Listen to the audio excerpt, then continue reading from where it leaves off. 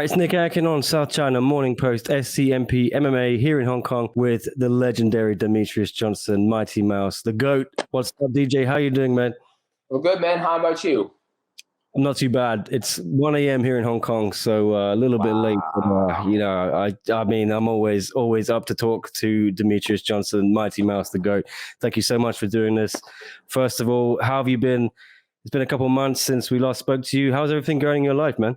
Everything's good, man. Hanging out at my buddy's house now. I'm helping him put up a kind of like a weight system. And me and the wife are going to go run some errands and go home and clean my son's dirt bike and hang out the house before training. 2 months removed. Have you had time to reflect on the last performance, the last match against Adriano Moraes, or are you just kind of enjoying the life outside of MMA and just unwinding a little bit? What's it been like? Yeah, I reflected on it, and then I saw where things, I guess, went wrong. And then other than that, you put it behind you and you keep going forward. I've always been like that when I win or even lose fights. Just you look at it, you think about it, but you don't let it beat yourself up about it, right? You go on and you just go on about life, and that's what I've been doing. I haven't been thinking about fighting. I think the last fight I watched was Mayweather versus Logan Paul. Then before that, I can't tell you what the last fight I watched. So I've been watching other things instead of mixed martial arts or fighting in general. What did you think of Mayweather against Paul then? That was a strange one, wasn't it? I loved it. I actually enjoyed it. I was giggity, right? Because I feel like Mayweather, I didn't grow up watching him, but I feel like he doesn't fight as much as I'd like to. It's like me watching Canelo Alvarez fight. I like how he goes about fighting a certain way. So when Mayweather fought, I liked it. It was fun. And, I'm happy those guys had a good time. And, yeah, it was good to watch. I enjoyed it. I thought it was fun. I had a big smile on my face. I was laughing. So it was entertaining. I was entertained. Yeah, it was entertaining. Okay, last time we spoke to you, you said you're considering kickboxing. Have you had any more time to think about what your next move is in one? Have you got any thoughts on that? Well, I tell you what, when you're stuck in a hotel room in Singapore for 10 days, you start to get all kinds of crazy shit, right? Yeah. And kickboxing was one of the things I would love to try to do before maybe I'm done fighting in, my, my career, my combat career. But obviously it's going to be mixed martial arts. When I got back home and I sit down, I'm like, why would I put myself in one round when I can wrestle, knee, grapple? Because that's the biggest thing I love about mixed martial arts is combining all the martial arts forms instead of being stuck in one thing where if a guy's a better kickboxer than you, you're gonna have a hard time getting that W or getting that point. But in a mixed martial arts fight, if a guy's a better kickboxer than you, or if he's a better grappler than you, you can negate that aspect of that martial arts form in order to put him in a disadvantage or keep yourself in an advantage position. So it's just something I would love to do, absolutely for fun. Yeah. Do I care about going out there and try to win a world title kickboxing? No, I have no interest in being a world champion in kickboxing. Well, I mean, you put it out there, and then I think Rod Tang, who was obviously Muay Thai superstar and won championships. So I said, well, I'd love to fight DJ in kickboxing. Like, what do you think of that? Is that something you'd want to do? You seen that guy get hit? That guy, he could probably walk the whole damn time and just take all the shots of like, you did a good job. It was a good sparring match. All right, I'm going to go fight a real Muay Thai guy now. Bye-bye. Those guys, I mean, when you look at how many fights those guys have, right? I mean, those guys have... I saw a gentleman who's fighting this weekend, and he has 114 fights. I'm like, oh my God, that's so many fights. But yeah, those guys on a whole different level when it comes to kickboxing and Muay Thai. I mean, the striking is absolutely different. It's just a different level. I don't know if you have any opponents in mind. Have you thought about this? If you want to do that, is there any name in one championship that you would think about fighting in kickboxing? Is that anything you've even given thought to?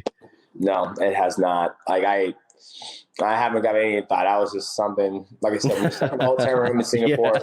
You start thinking of crazy shit. I was like, I'm gonna be a movie star. I'm gonna do that. So yeah, I literally, I couldn't even tell you,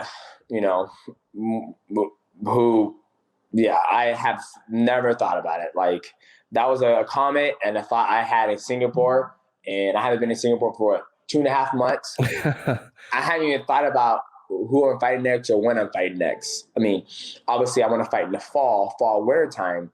But as far as that's as far it goes for me. Like, I train, and then once the opportunity comes that I have a fight or opponent, that's when I'll get geared in and start thinking about fighting and all that stuff. But when it's not time ready for fight, I'm working on other things, the streaming world, the kid life, married life.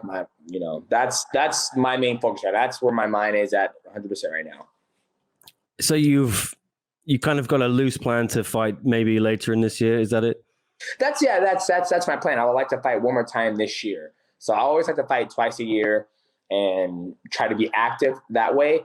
But trying to fight 3 or 4 times a year with kids and all that stuff, it's just not. It's not feasible. I don't want to put that. I don't put my wife through that. I don't want to put my kids through that.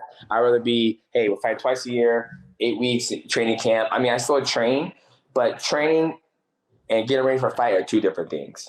You kind of alluded to, you watched the fight immediately afterwards. You came into the media and you said, I've already been back to the hotel. I've already watched the fight. Have you watched it any more time since then? Have you just tried to, not bother about it, or have you been interested in kind of dissecting what happened? No, we already dissected it. But yeah, I haven't watched it since, maybe a month and a half, 2 months ago, like when I got back home. So dissected it, and I know it went wrong, just too aggressive, and just got caught with that uppercut. And then I put my arm in the underhook, and then I got blasted with a knee, and that was all she wrote. I mean, there's not too much to dissect, I guess you can say. You clearly know what went wrong, and you didn't seem, you were very respectful. You said, I don't deserve an immediate rematch. And what's the plan? Is it to kind of face a top 5 contender and then maybe go for the rematch? Just work my way back up. I've never been, even when I beat people when I was a champion, I look at like Joseph Benavidez, I look at John Dodson. I mean, those guys, they lost to me and they worked their way back up to a world title fight, right? They don't just jump right back in there and they lose again and there's something else for them to do. You work with, even Henry Cejudo, beat him, he went back and built himself back up. Then when he was ready to fight for a world title, he was very successfully ended up beating me. So for me, I have no problem working my way back up the ladder, let other people get their shot at the title. I have no problem with that. So for me, I literally haven't even thought about it. I've just been literally being dad life, husband life, and that's about it.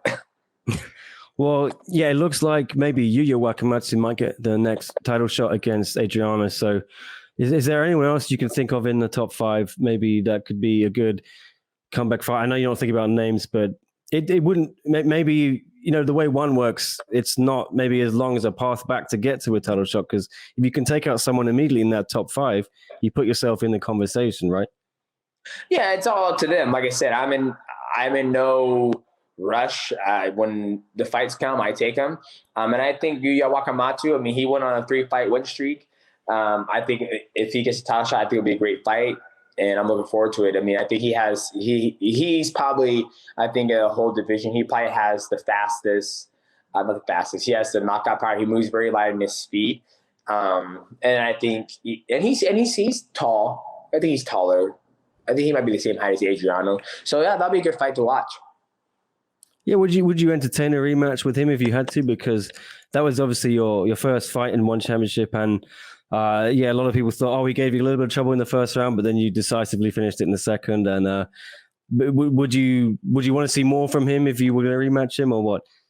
It doesn't matter to me. I think, excuse me, I think he's on a way for a title shot. So yeah, obviously I feel like that's where his path is. My path's going a different way, but if our paths do cross again, absolutely, I'll give him a rematch. I have no problem with that.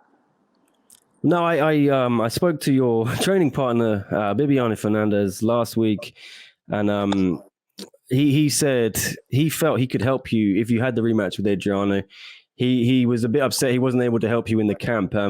Was that something you felt might have helped you if he was there with you for that match? Oh man, I love Bibiano. He's a great guy. The thing I tell Bibiano, I was like, baby, like, you have a life, and I can't expect you always to be there to help me for my fights, right? And obviously, would it have helped me if he would have came down to train and get ready for Adriano? Possibly. I have no idea, right? Because the fight has already happened. I was in phenomenal shape. I felt great.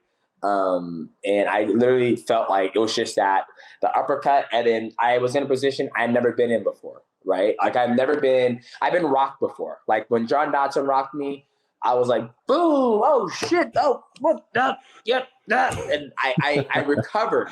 I recovered and was able to continue to fight, right? But once I got, or, you know, who else had rocked me? I've been rocked before. So it hasn't been the first time I've been rocked in my professional mixed martial career. But when I got rocked by Adriano, when I got caught with the uppercut, and I never got a chance to recover. And when I was trying to recover and I got it like this, the knee came and landed to me. So when I sit there and I think of it, I'm like, baby, like, everything you've done for me in my Brazilian Jiu-Jitsu has helped me so much. Please. And I told this to my teammates, I was like, guys, this is not your guys' fault. You guys should not take responsibility for what happened in the cage. I am a grown-ass man. What happened in the cage, it's my fault. I should never put my arm in the underhook, and the knee came, and I took it like a champ, and I got up, and I was like, hey, it was a good-ass knee. Good job. Congratulations, and best of luck in the future, right? That's so many people have to make it up to a big thing and get upset and feel bad.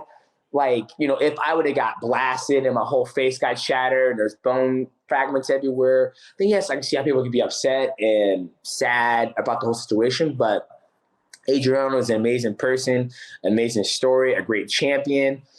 And I went out there for the best for him. And like with Bibiano, I told him, I was like, dude, relax. It's fine. It's part of the game. Like, I'm okay. I'm healthy. I'm able to go home to my wife and kids. I'm able to live a healthy life. Everything is good. I'll be back in the cage. I'll work my way back up to a title shot. And that's it. And that's the mindset that I always try to put in people's mindset, is that I have that mindset. This isn't my first loss. And I know it's not going to be my last loss. I hope it's my last loss, but the reality is you can lose again. So if you have that mindset, everything is so much easier to take, right? And that's just how I am as a person. I feel that's how I live my life. That's how I try to portray to my kids. Like, he's having his first dirt bike race. And if he loses, that's okay.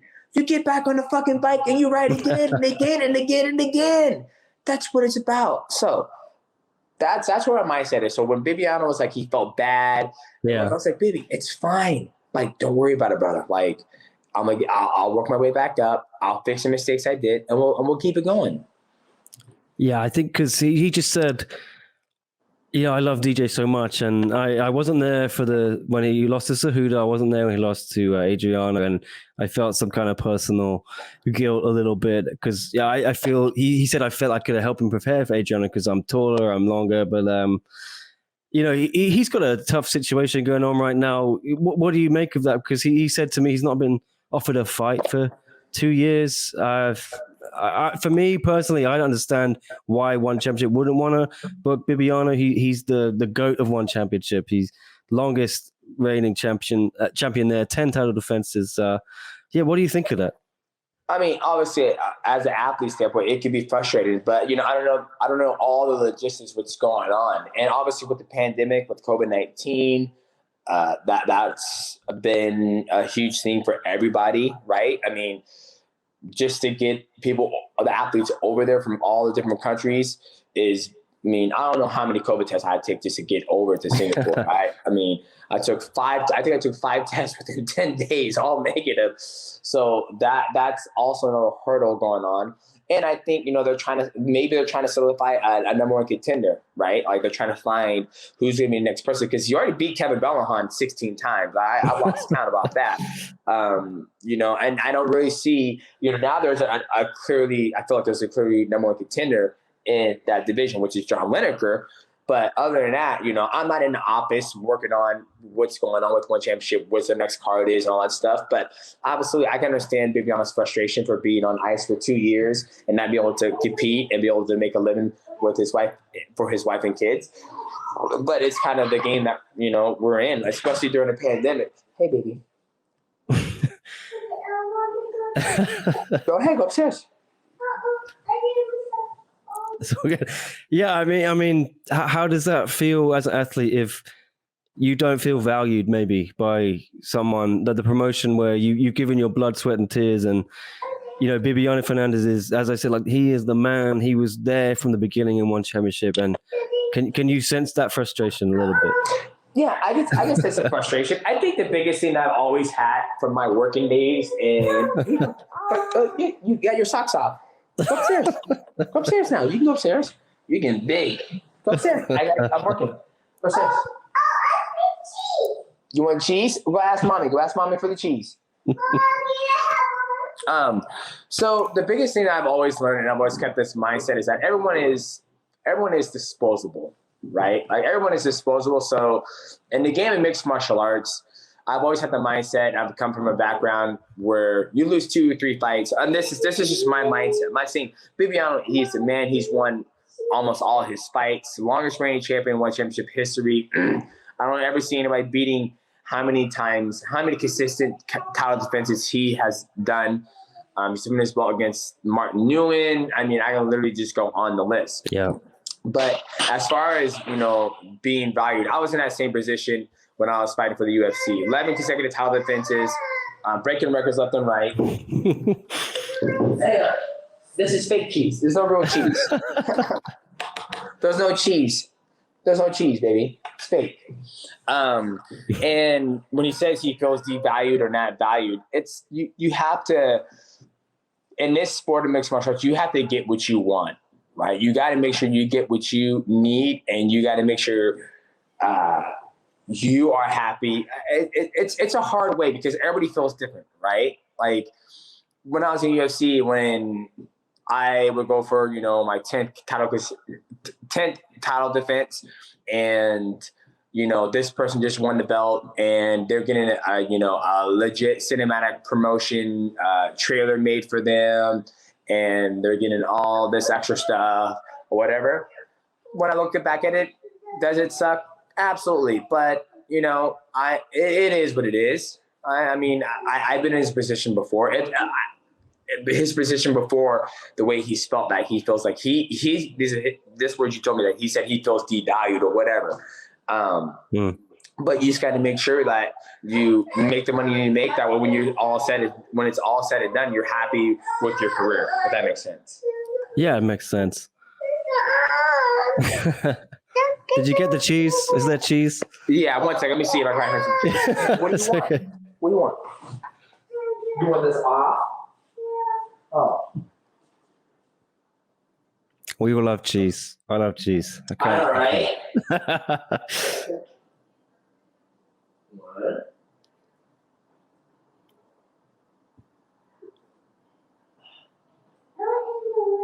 I don't think it's a cheese, baby. There you go. There you go. I can't. There you go. All right. No, I have to do this. So as you can see, my life, I'm extremely busy. When I'm at the gym, they're not fighting. This is my life. Like, taking care of the kids and hanging out with them, So I don't have time. So I really don't have time to sit here like, man, who am I going to fight next? Man, I can't wait to do. It's literally like, that's when I'm at a gym. This is my life 24/7. So yeah, is it good to? I know you had like a really busy 2019, right? You fought 3 times. No, I can't, baby. Go upstairs. That's okay. Yeah. Is it good to just be able to be dad for a while, because you had such a busy 2019 and then the craziness of 2020, and I think now maybe you got a little time to just relax a little bit and be dad again. Yeah, 1,000%. I'll always choose being a dad over being an athlete. I mean, I love being an athlete, don't get me wrong, but there's just something about like being around, seeing them grow, and that's something that obviously my dad didn't get to see, but my mom did. So it's something you want to get to experience once in life. And I feel like you're going to be a dad longer than you are going to be an athlete. So, but yeah, I love it. Absolutely. I did just want to finally get your thoughts. There is Big fight, obviously, this weekend. UFC 263. The old organization used to fight for, the old title used to hold. Deiveson Figueiredo against Brandon Moreno rematch. Have you got any predictions how that fight might go? Which one, the main event or the co-main event? Just Deiveson and Brandon. Yeah. You know what? I'm not sure because I felt like the first fight, I felt like Deiveson did gas.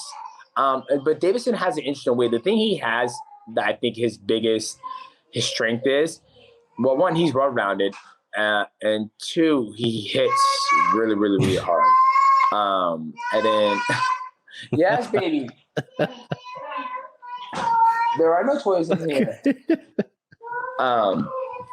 So he hits really hard. Brandon Moreno, he is durable. He is durable. He can take a lot of punishment and he can last for I think his greatest strength is durable. And he's also well-rounded too. He's got great combinations. So it all depends who's able to go out there and make their adjustments, who's going to be able to execute their game plan. But it's going to be a great fight. And I hope I get a chance to watch it. And we'll see. All right, man. Yeah. Thank you so much for your time. I appreciate it. I can see you're busy.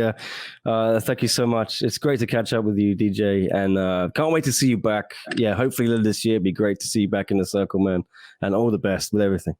Awesome. Thanks, man. Appreciate you. Have a good night. You too. Cheers, mate. Cheers.